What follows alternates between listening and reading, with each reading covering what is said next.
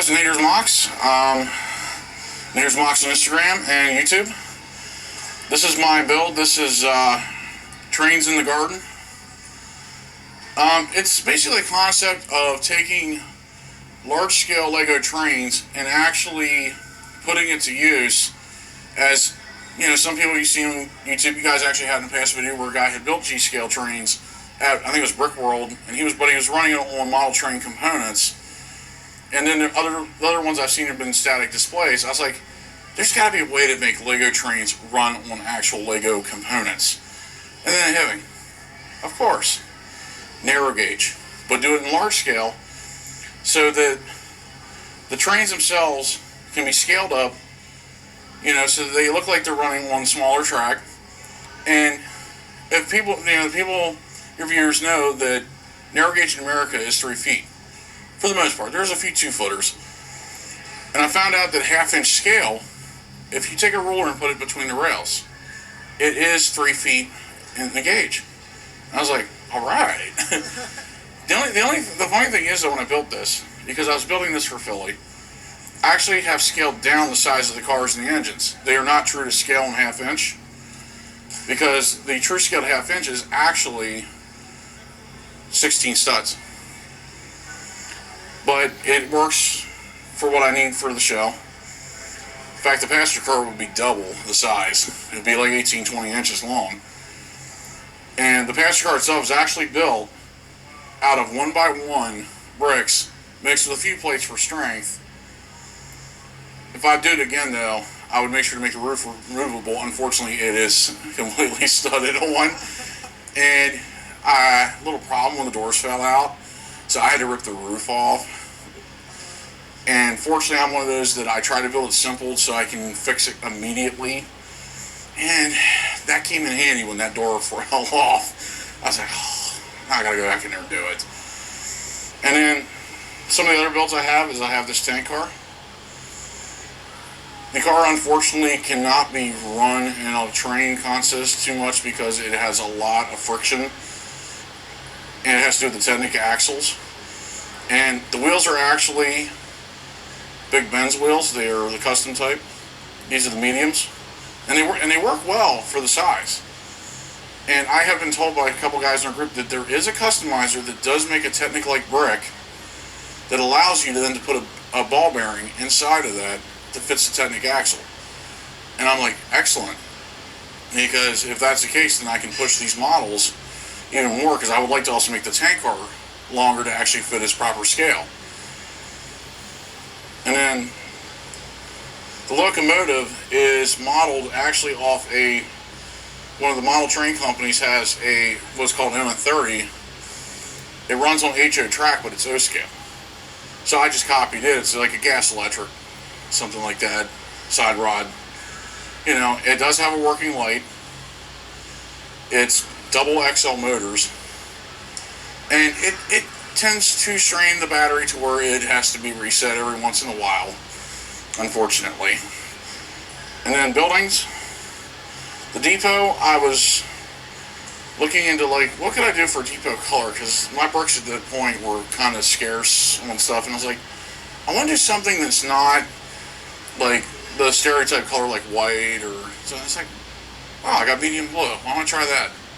I did have to order some stuff on Bricklink to complete it, but, you know, it turned out well. The blue and the white works well, because I wanted to make a colorful layout with the large scale, because large scale is usually reminiscent in the G-scale world, is usually colorful and toy-like and whimsical. And then the roof, I get a lot of comments about the roof, being the dark purple and the reddish brown. I had to do that because, again, you know, as you guys would know, tiles are not cheap. Especially when you're putting a lot of them on your Mocs. That's why the roofs on these houses actually don't have them, is because of the cost and the time that was left for Philly. So, and then, of course, you know, logistics with, you know, doors and windows. The windows are easy because you can use the regular windows and just build them up, make a very nice size window. But the doors, you have to part build them, either brick build or, you know, you have to use snot techniques to get tiles on the sides and plates. But I think they turned out well. I was pleased with them. The houses, Same way windows and doors. But what differs these houses is they're actually entirely made out of plates. Wow, that's a lot of small plates in there. I'm known in my lug for being the plate guy. My home layout, most of the buildings are built out of plates. Most of them. And amazingly, I was surprised that the medium lavender, a new color, was available in Bricklink in cheap quantities. I was able to get a lot of these without having to pay a lot. And usually the newer colors, you know, they're usually more expensive. Yeah. But this was surprisingly affordable. You know, and then that dark orange. I decided to pick two colors that you don't see a lot of buildings made in just because of people don't think about them. And especially dark orange is not a cheap color by any measure. So I was like, yeah, I gotta put in dark orange. And then, I love the Thomas the Tank Engine there as well. honestly, I didn't even think of that. I just did it because I didn't have any blue. But the mailboxes I wanted to put on because the nice thing is with this and this scale is they don't look oversized, which is helpful. And then, like, you know, now another thing too is the figures. Unless you have access to a lot of 1970s big figs, you're pretty much having to use mini-land size characters. So I built them. I used the Mix-A-Wise because I had a ton of them, and I'm like, we'll use them. That might look good.